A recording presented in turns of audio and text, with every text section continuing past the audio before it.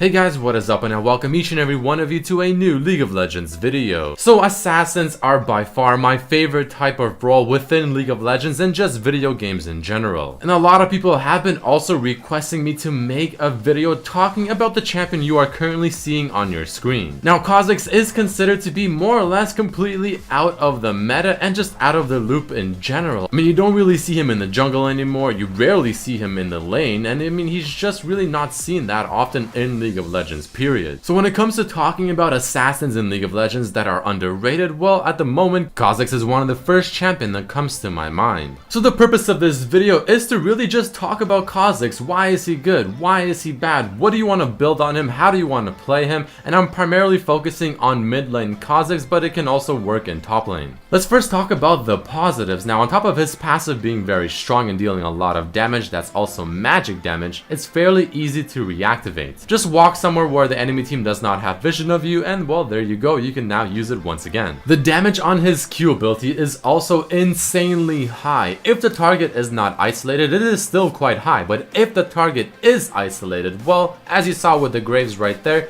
that target better be hoping that they are not as squishy, or that they have at least brought some armor with them to the fight. He also has some good kill pressure within the lane if you play correctly, as you're seeing on the Ziggs right now. If the enemy opponent is about half HP, well, if they walk a little too close without having minions beside them, you can easily gap close with your E, auto attack with your passive, proc the Thunderlords, use the Q when they're isolated, use the W as well, and trust me, it's a lot of damage. He also has options in his kit, which is a big plus for me. So for instance, maybe upgrading your W with your ultimate to get more poke and more harass going if your team doesn't have any siege. You can upgrade your ultimate instead to get more camouflages, get more procs of your passive, and I mean, the options are there to fit your playstyle and what your team needs. He has fantastic mobility with his E ability, not only feeling very satisfying, but again having the option to reset, which is very core within his kit. And what I think makes Kha'Zix very scary, I mean, you mess up one time in a team fight, you give him that one slight upper hand, he's gonna be jumping around like a madman, getting resets left and right, dealing tons of damage. But even though he has that potential within team fights, well, he's also not too bad in a 1v1 scenario. I mean, his passive is very strong,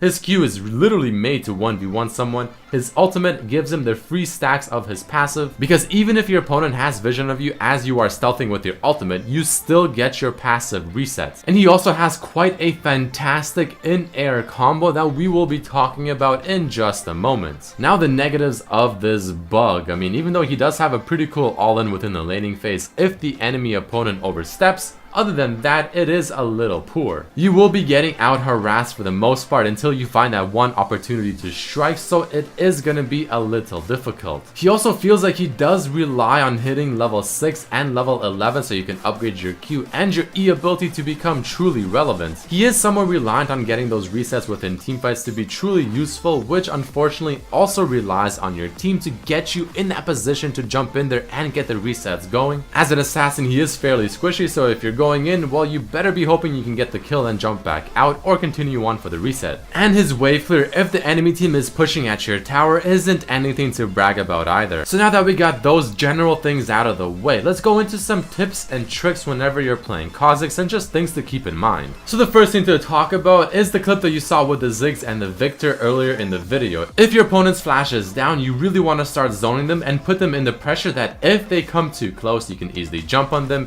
auto attacking for the passive, and Q them while they're isolated as well. This is really important to do because up until this point, chances are you are the one getting zoned out if you're facing a ranged opponent, so make use of these advantages when you get them. As I mentioned earlier, the passive auto attack is instantly 2 stacks of Thunderlords of the 3 that you need to proc it, meaning that whenever you go in for the harass in the laning phase, as long as you have your passive ready to go, well, chances are you will proc Thunderlords very easily, and that's going to be a lot of damage you're outputting. Whenever laning and you're potentially getting zoned out, don't be too scared to walk up to the minions for the W last hit and also healing yourself with a W as well, because like a lot of people may forget, your W will heal whenever you are close enough to the minion or to whatever you are hitting with the W ability. Refresh your passive as often as possible and make sure to use it to check if a bush or area is warded. And the way you do this is if your passive is not up and ready to go, walk into a bush or into an area, and if your passive is still not ready to go, then chances are that place is warded. Because remember, your passive only comes up if you go out of vision of the enemy team. So if a bush is warded and you're standing in there but your passive is still not coming back, well, that tells you a thing or two. Next, let's talk about how an assassination combo can look like, because with Kha'Zix it's actually quite specific. So here's a really cool example of the assassination combo with Kha'Zix. First, you want to use your E ability, hopefully it's upgraded. As you are in the air, first you want to use your Tiamat and then your Q, and again this is all happening while you're in the air. As you land, make sure you try to auto attack the opponent for the passive and then use your W to finish them off or to apply the slow. Whenever you're doing team fights, be very patient and wait for the right time to go in, because again, your kit in team fights does rely on you killing a target, getting the resets, and continuing that trend. So you have to let your team soak up a bit of damage and also deal a bit of damage, but if they do it correctly, oh boy, you will jump in there and you will look like an absolute hero. So just before we go into what items you want to get and runes and masteries and all that good stuff, I'm sure many people are wondering, what abilities do I max on Kha'Zix? What do I get first? What do I upgrade? Well, let's talk about that very quickly. So you always start by leveling your W at level 1 first, and if you're laning against a ranged opponent, then you want to get the E ability at level 2, get the Q at level 3, and then you always max your Q first, then your W, and then your E. But if you're laning against a melee opponent, then again, you get the W first, then the Q, then the E, and then proceed to max them as I just said. But when it comes to upgrading your abilities, this is how I look at it.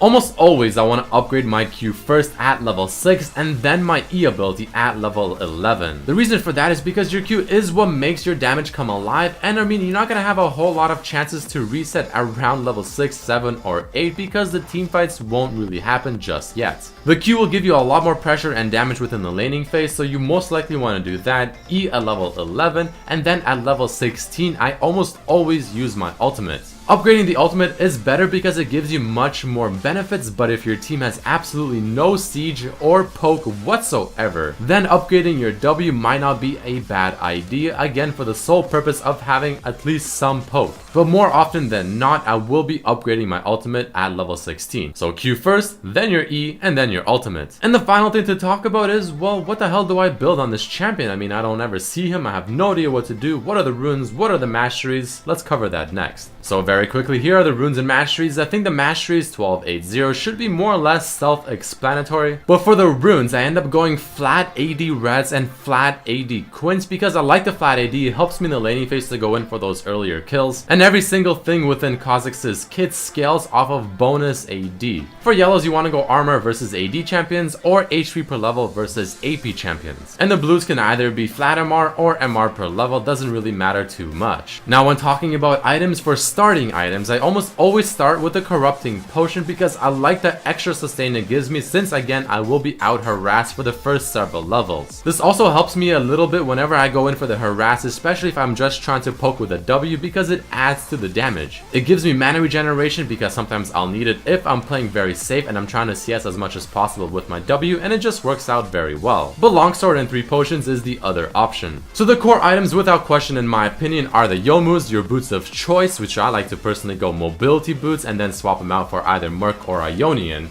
Hydra, and Black Cleaver. Hydra is important because of the lifesteal it offers, the wave clear, and on top of that, the combo that I showed you earlier whenever you're going in for the assassination, just overall adding to the damage. Black Cleaver because again, armor penetration is very good on Kha'Zix, this works really well, gives him some tanky stats, and 20% CDR. And Youmuu's because, well, Youmuu's for any AD assassin is just flat out broken, and there's really no reason not to get it as a first item. It's just too good, offering too many stats. When it comes to your other items that you may consider, I highly recommend Death's Dance and Bloodthirster. The reason for this is because with these items and a Hydra, I mean, you're gonna have a lot of lifesteal, you're gonna be doing a lot of damage as well. Death's Dance will give you the last 10% CDR that you'll need to hit 40%, but the fantastic thing is the fact that Death's Dance is the only item that will work with lifesteal and your Q. You can always replace maybe Bloodthirster with something like a Mercurial Scimitar if you need the Q assess effect, or even a Last Whisper if the whole enemy team is just flat out stacking armor. But but I highly recommend choosing between Death's Dance, Bloodthirster, Mercurial Scimitar, or maybe the Last Whisper or the Maw of Malmortius. And before we end off this video, let's give a quick final rating to Kha'Zix. Now, I don't think he's a bad champion, but I definitely don't think he's absolutely overpowered. He easily has his strengths because he's a lot of fun, has a fantastic kit with many options, has a lot of potential within teamfights, a really cool assassination combo,